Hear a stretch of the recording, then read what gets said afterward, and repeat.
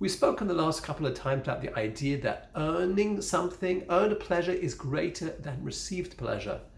And that really that's why Hashem created the world in this way, that we have free will and we can choose and we can earn. At the same time, it still begs the question, if there's an infinite being that created us for our pleasure, okay, we earn the pleasures that we have in this world, but couldn't he have been a little bit of a better job? Is this really the infinite pleasure that he created us for? So I'd like to spend a little bit of time just dealing with this. So on the one hand, our concept is that this world is the world that we choose and we earn, but the real pleasure is in the world to come.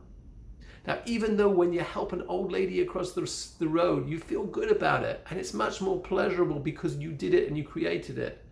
But at the same time, in this world, for free will to be balanced, the Almighty takes away our ability to feel tremendous infinite pleasure from doing a mitzvah, right?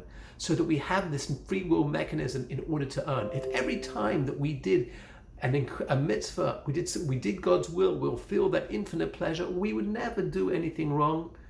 And the pleasure of, so to speak, that self-destructive part of ourselves, the Yetzer Hara, the evil inclination, would be just as if it's nothing. We would never choose it. There would be no free will. So therefore Hashem reduces the amount of pleasure that you have in this world when you do something good to enable the mechanism to function effectively.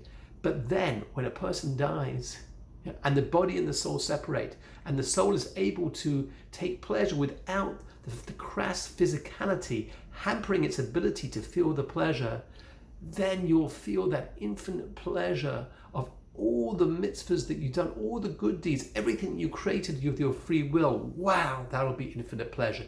It's a little bit comparable to a light bulb, that in this world, the light bulb is dimmed, it's covered with a surface that is opaque. Is that the right word? That you can't get, the light can't get through, right?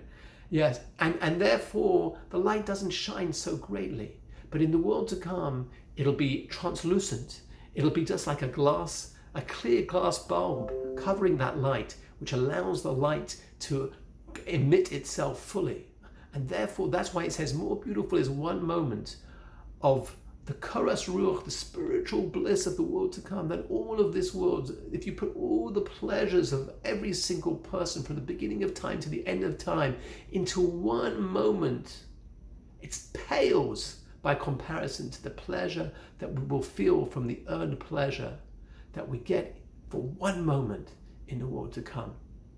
We'll speak a little bit more about this next time, but we just want to give a little bit of the understanding that that pleasure is going to be that infinite pleasure that you'll say, wow, this is the pleasure that infinite being created the world for, because it is so great. And thank you, Hashem. We'll speak a little bit more about this world next time. That's enough for one session.